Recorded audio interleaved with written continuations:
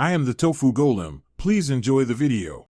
You start by confirming the email Telegram is using, open settings and read the address carefully because typos block delivery.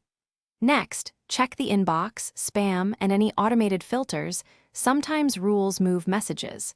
Make sure your device is online and the system clock is accurate. Wrong time can break verification tokens.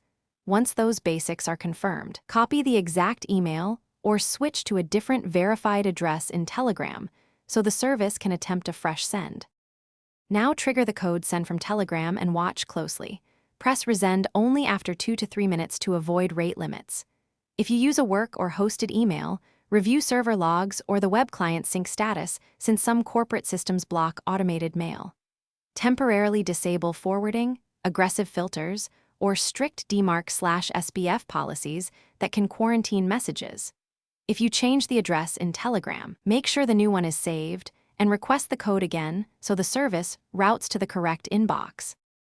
To finish, attempt a fallback.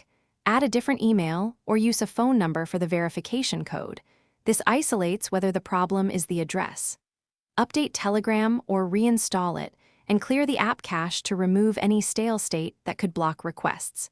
If code still does not arrive, collect timestamps of attempts and email headers if available. Then ask your email administrator to check delivery logs or open a support ticket with Telegram, including those details for root cause diagnosis.